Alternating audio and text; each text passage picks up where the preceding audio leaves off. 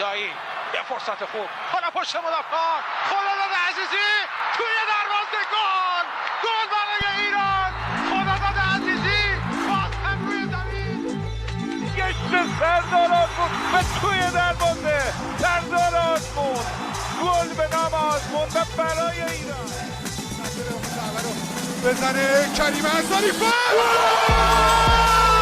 گل توی دروازه کریم انصاری دروازه پرتغال باز شد علی دایی سام توپ توی دروازه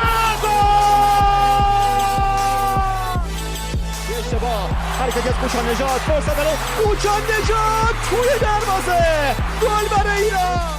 Welcome back to another episode of Gholizadeh. My name's Sina. I'm so glad to be hosting this pod again. I'm joined by Arya and Daniel Kayal. How you doing, my friends? Yeah, all good. Good to be back on Bezan. We did a very, very intense last episode. We're back on the sort of usual grind, just ourselves having a discussion. And yeah, we're joined by my good friend for the first time, Daniel. What's up, man? Yeah, thank you very much. Thank you for inviting me to this pod. I've told Arya many times that I want to participate.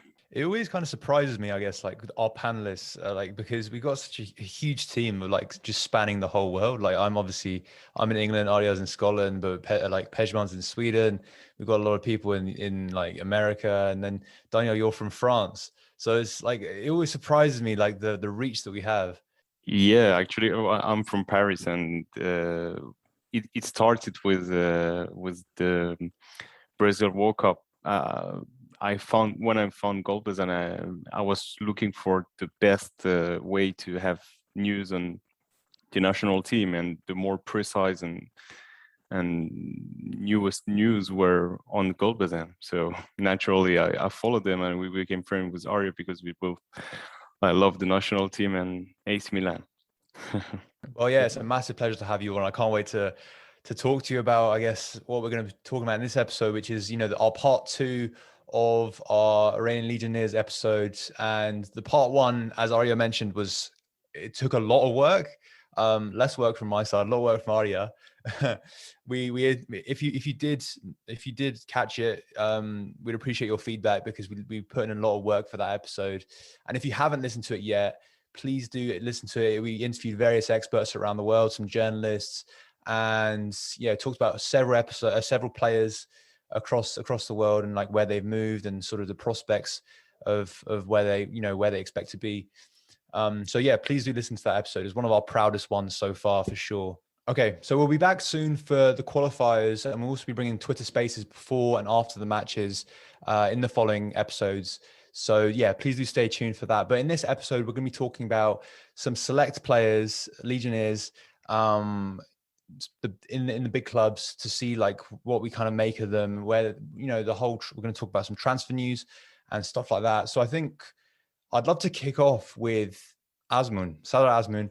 Obviously a huge player for us. He's been playing in Zenit for a number of years now, consistently, and we've talked about him so much, like during my whole career on Gholizadeh, and we always kind of say the same thing. We always say, he's an amazing player. Obviously, he's one of our best strikers that we've produced. Is Zenit sort of the ceiling for him? Do we expect another move for where he's going to go? Because for me, I do see one big move for him in the future. Whether that, and I to be honest, I would have expected that move to be happened by now. Obviously, he's linked to a few other clubs, but I don't know. Arya, what do you make of it?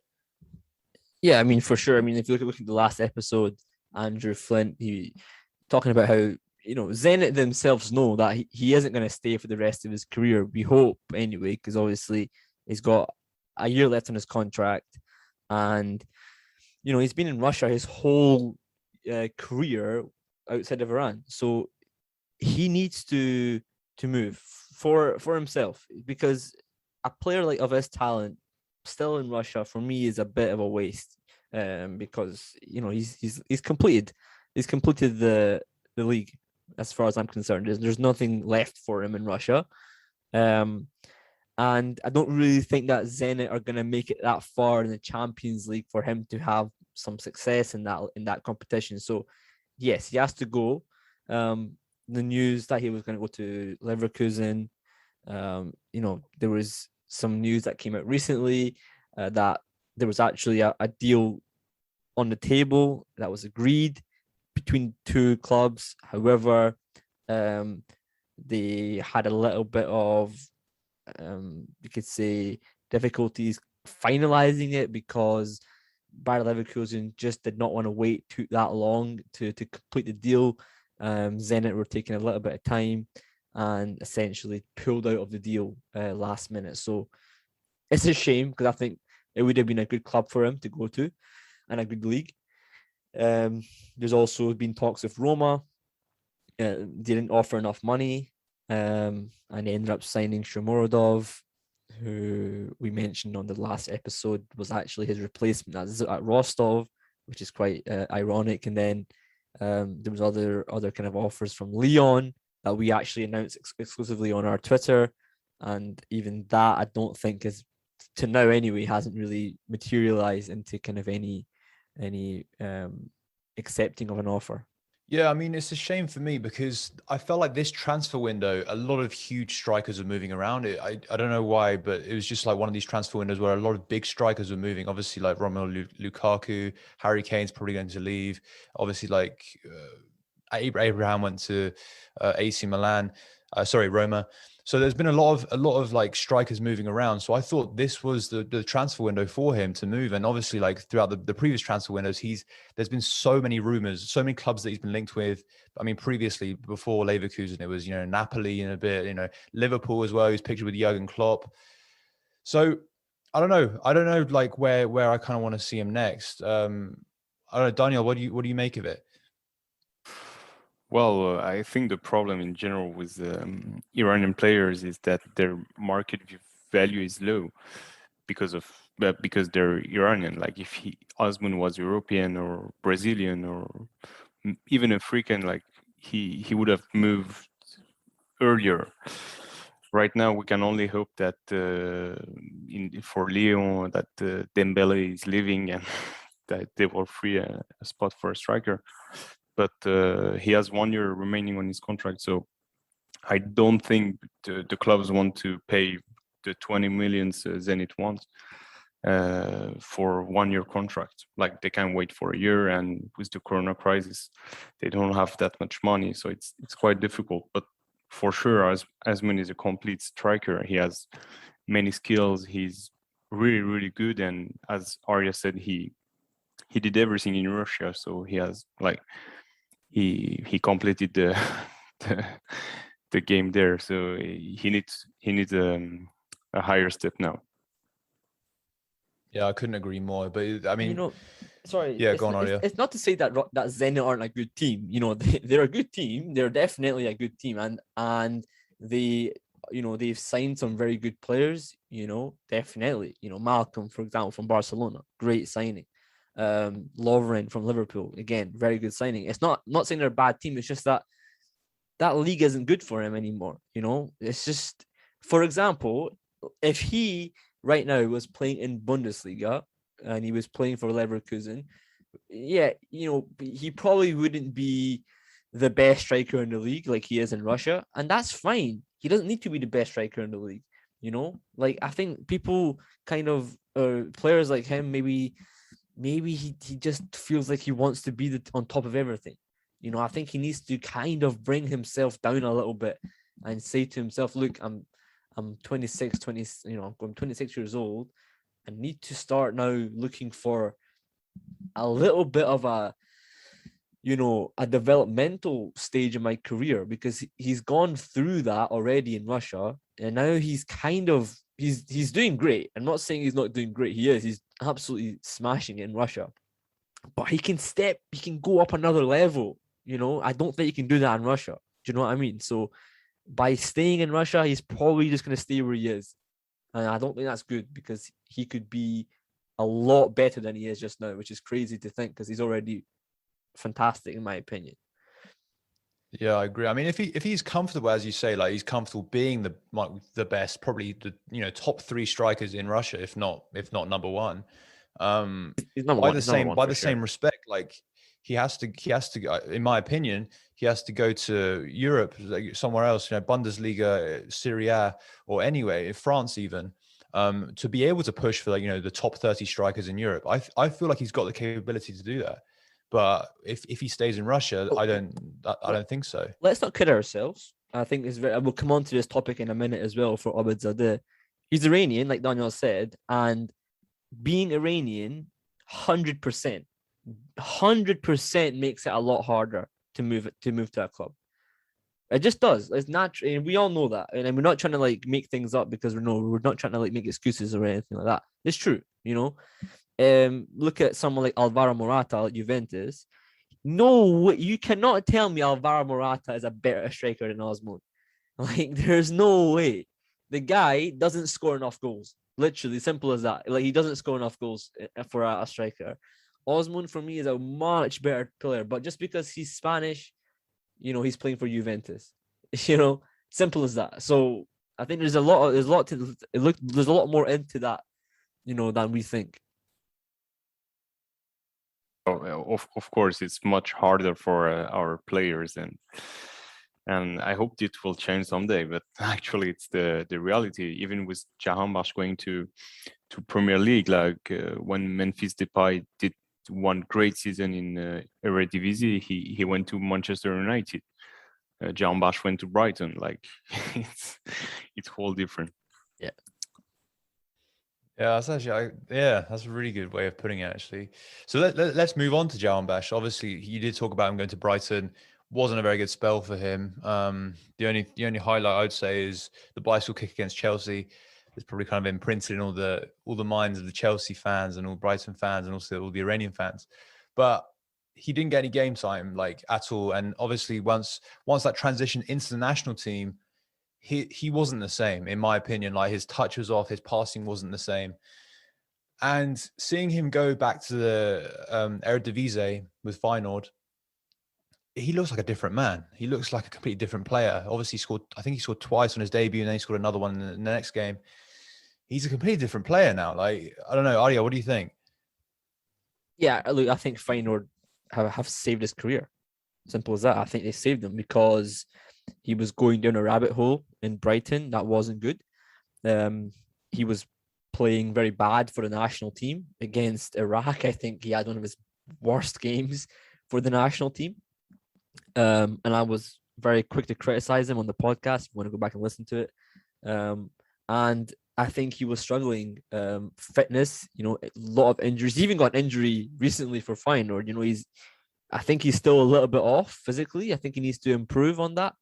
But we need to see now him kick on and be the player that we expect him to be at this age, because we don't want him to turn into a Masoud Shojai, who at this kind of age was starting to decline, and it just wasn't, someone we didn't really want to see starting for the national team. I still want to see Javanbakhsh start for the national team, but I want to see him start when he actually deserves it, when he's playing well for his club.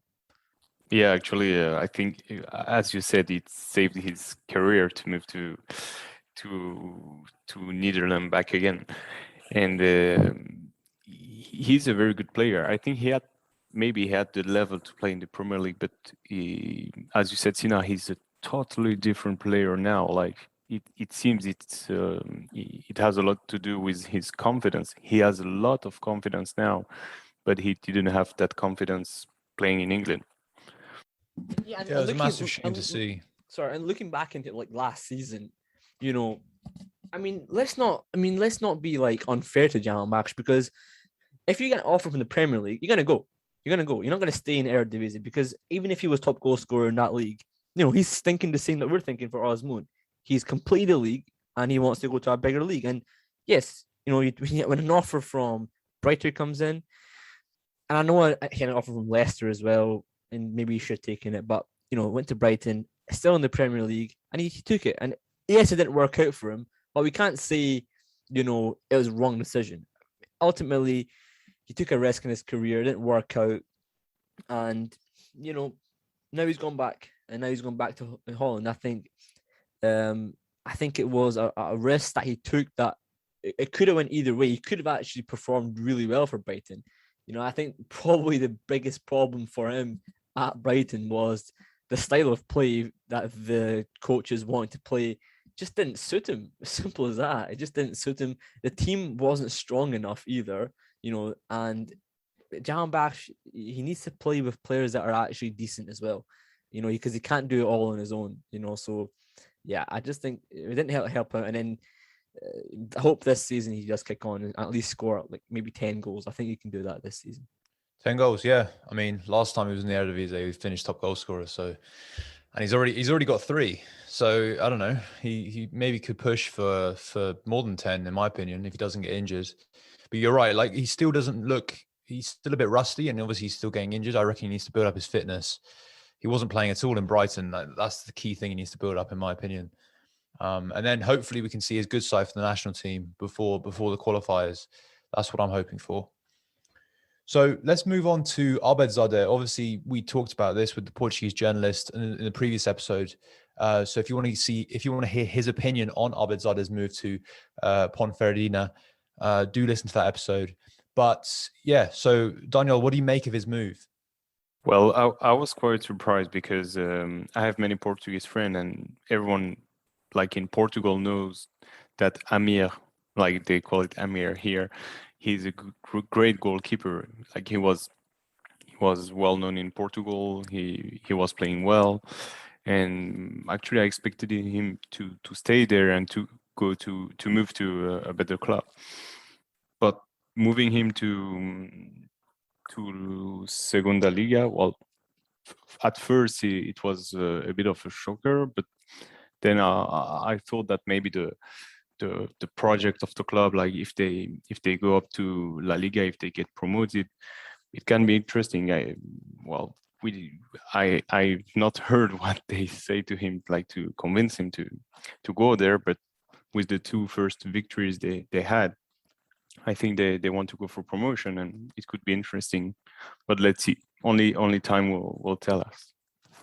Yeah, I mean, what do you make of Arya? Yeah, I think, look, ultimately, people have been giving him a lot of hate online for the move, and I think on the periphery, for sure, it looks like a bad move, for sure, because he's gone from a top division club to a second tier club, and as I said, in the periphery, it looks like a bad move. But if you look into it more deeply, you look at it, you think it's actually not that bad. I think it's actually a very clever move, and I'll say why. I'll explain why. 2 reasons.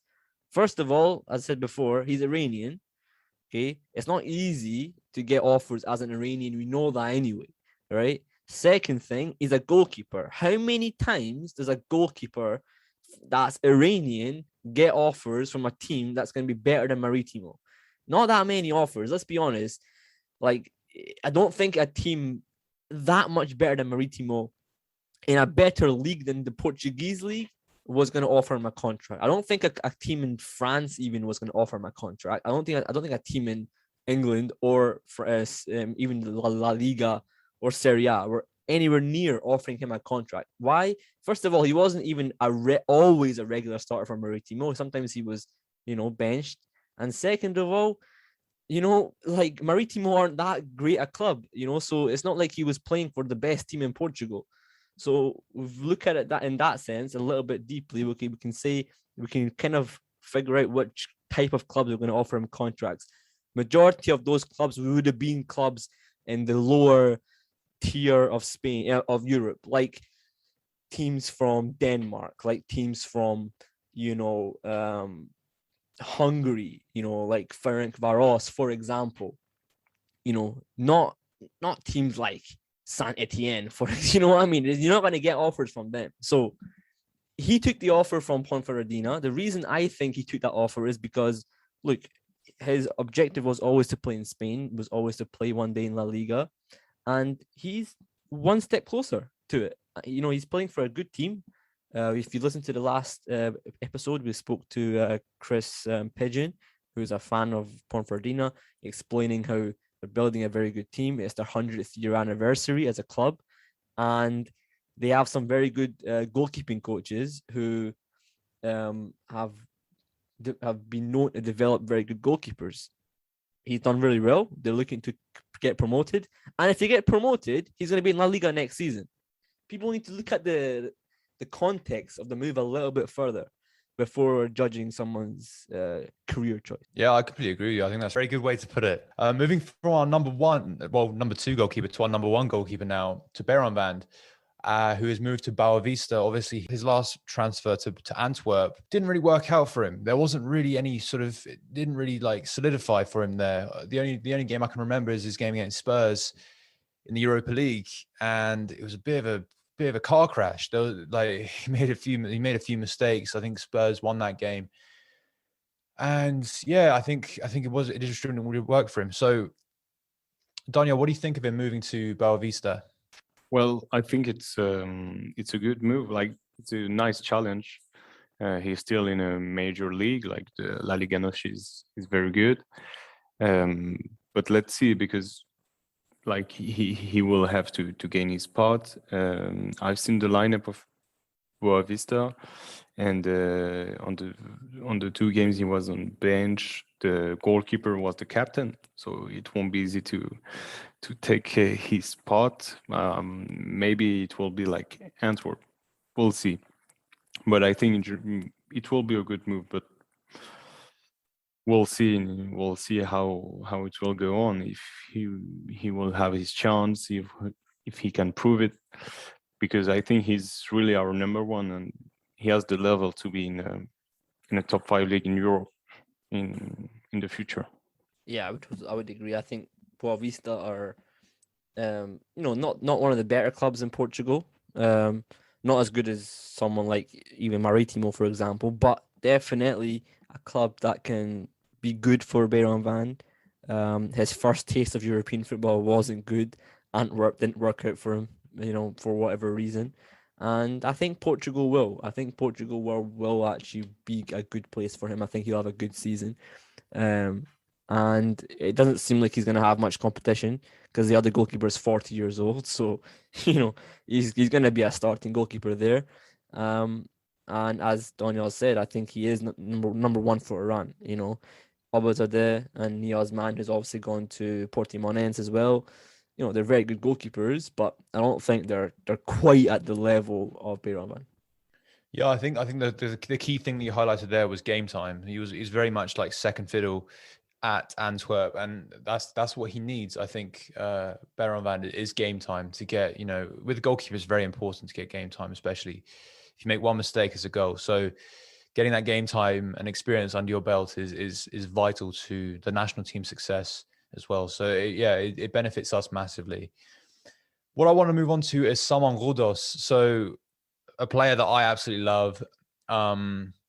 Obviously, Brentford is a team that's very close to my heart as well, because they're very close to me. They're about 20 minutes away from me. So they're actually the closest Premier League club to me now, which is nice. They've been promoted. And someone actually made his debut today, if I'm not mistaken, or yesterday, for Brentford, his Premier League debut. It's really cool to have another Iranian in the Premier League. I know Javanbakhsh left, but he's another one on the list. Very exciting stuff. What do you think, Arya? Yeah, it's massively exciting stuff. I think Saman Ghoddos is a player that we all know is supremely technically skilled.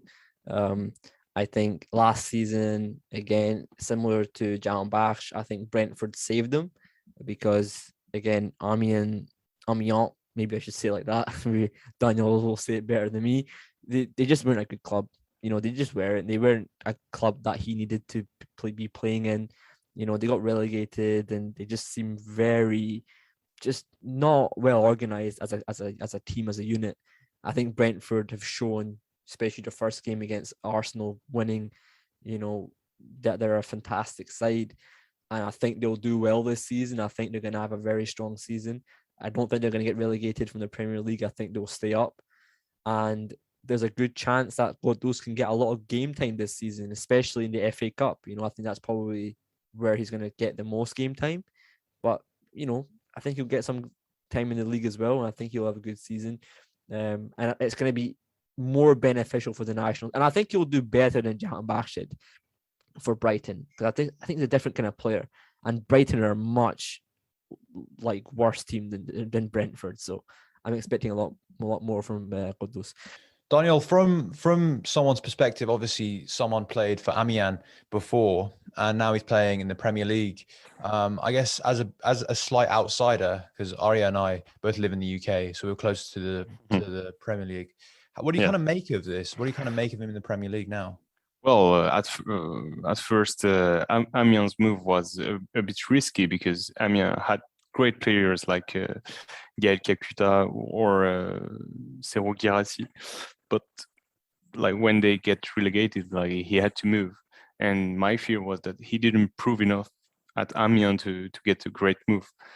But he was very lucky to go to Brentford, and with the coach and the players they have, and the promotion, like it's like a dream, like to be able to play in the Premier League, and I'm very happy for him. I think he can, like as Arya said, like show his skills when he's coming on, like at the end of the games or during the cups. It's a really great move. He will improve a lot. He's with a very good coach, and he's in a lot better situation than Javanbakhsh was at Brighton, because Brentford won't, like I think they will easily stay in the Premier League. They won't get relegated. Like we'll see, but they're playing very well. So I think they'll do great. I don't think they'll get relegated. They're a really strong side. They have a lot of desire. Thomas Frank's an amazing coach. They have like fairly good squad depth as well. That's something you don't really get with a newly promoted side, I'd say. But they do have a lot of players that are good quality for rotation. Obviously, they have Ivan Toney, who's one of the best strikers, I'd say, in the Premier League, even though he's just newly been promoted. Like in the Championship, he was tearing it up. So I think he fits into this system very, very well. If he comes on as a substitute or as a starter, he fits into this side extremely well. I don't know if anyone listening is outside the UK, outside of England. Definitely watch Brentford a few games this season, because they are an amazing team to watch. They've got really good fans as well. So yeah, and they're also a very respectable and great club. You know, they do a lot of things behind the scenes that I really have a lot of time for. And I'm really glad that we have an Iranian playing for Brentford. Yeah, massively. I couldn't agree more. We really appreciate you guys sending in fan questions. It really, shows us that you love the episodes, you want to get involved in the conversation. So please do send in more of them, because we love answering them. Sometimes we can't answer all of them because we do get quite a few, but don't let that stop you, because we will answer them eventually, we promise. All right, so the first question comes, the only question. We actually only got one question, which is a surprise, but we'll go with it. The only question we got was from Conscious Flesh, Kasra, from Twitter. He asks, which player is in more urgent need of making a move to a bigger club, Gholizadeh or Mehdi Ghayedi? Daniel? Well, I think it's a really good question. I would say both, but especially, if we have to choose Ghayedi, because he's in Iran and he's young, and it's time for him to take a step and to move to Europe. So we'll see if he can find some agreement with his club to move. He has an offer from Qatar, I think. From Emirates, from Shabab. Yeah. So, but I think he would do great in Europe. He has to move soon. Taremi showed us that you can move later, but the sooner the better, I think. Yeah, I think it's one of those things where Ghayedi, we all know he's a fantastic talent, and we always say this, fantastic talent in the Persian Gulf Pro League doesn't mean anything until you actually proven it outside of Iran, because there's a lot of talented players in Iran. There's the top goal scorer, Sardar Azmoun, who once upon a time was playing in the Turkish league and he wasn't very good. So just because you play well in the league doesn't necessarily mean that you're good. Does not mean to say that guy is a bad player. I'm not saying that. I'm just saying that he still needs to prove it to us. And I think he's a wonderful player to watch, by the way. But if he goes to Shabab Al Ahly in Emirates, for me, it's just not good enough at his age to go to a club for financial benefit. For me, isn't actually very clever, because I don't think that you're going to make that much money in Emirates than you would if you were going to Portugal. First and foremost, I think Portugal gives you enough money because first and foremost, the cost of living in Europe is a lot less. So you're not actually going to make a decrease, that much. But, it's just that they want to go for the big wages is what it is. For me, Gholizadeh is a player who I would love to go to a big club. I think he's a wonderful player. He's, I would say currently, outside of Azmoun and Taremi, the most important player for the national team, the most creative player for the national team. And it's a shame that he's probably going to stay in Charleroi this season. I think it's a lot to do with more his wife also playing for the club. It makes it a little bit harder for him to then move out of that club. And he had some offer from Nantes in France. Didn't work out, it seems. So I think he's staying. But I would like to see him go to a big club. Yeah, I agree with both of you. I think Ghayedi is the one that I would love to see out of Iran. It's one of those players that obviously, I mean, with Gholizadeh, obviously he's still in Europe in some capacity. So, but I agree with you, Arya. He needs a bigger move because I agree with you. He's so talented that he needs to get that move. But because Ghayedi's kind of stuck in the Iranian league, I feel like any sort of move into Qatar or the Emirates or I don't know anywhere else in that region, it's a step backward in my opinion. It's not even the same. It's a step backward in my opinion. I feel like he needs to either move to Europe or like just stay where he is in my opinion, because it's just like it's not worth it, because he'll stay there for a few more years and then he might decide to go to Europe, and by that point it's a lot of years wasted in years that he could be developing as a really young prospect. And it's not just in Iranian football, but in world football. It's this thing that he's brought up recently. I don't know if it's true or not, but something about Taremi, telling him to go to Qatar and then go to Europe because he did it as well. That's not right. I don't think he said that, first of all, Taremi, and I don't think that Taremi made that decision because he thought that going to Qatar then going to Portugal is going to make him a better player. Do you know what I mean? He did it for the money. Let's be honest. So ultimately he's going for the money, and I'm not saying that. If that's what you want to do, that's what you want to do. But actually, in my opinion, it's a bad career choice because I think you can still make a good amount of money in Portugal. Yeah, and as you said, like life in Portugal is much cheaper than in Emirates. Yeah, so. Exactly. Yeah, we'll see what happens for sure. I think we'll wrap it up there, guys. It's been an amazing talking to you. And thank you so much for listening, all you guys listening right now. We haven't talked about all the players, obviously, because the last episode was really, conclusive, really in depth. We focused on the key players just for this episode, and we missed out a few players that have got moves, such as Sean Sabetkar and then Navid Nasiri, who we interviewed. But we interviewed both of them earlier this year. So if you do want to find out more about them, then do check out those episodes. For the next month, we have some amazing content coming out. We're going to be back on the podcast more regularly. We're going to aim for once a week, almost every week, with some exclusive big interviews coming very soon. We can't reveal anything right now, but please do stay tuned because you will love these interviews for sure. Arya, Daniel, thank you so much for joining me. It's been a pleasure talking with you guys. Yeah, thank you very much. Yeah, I really enjoyed it, and we'll see you guys soon.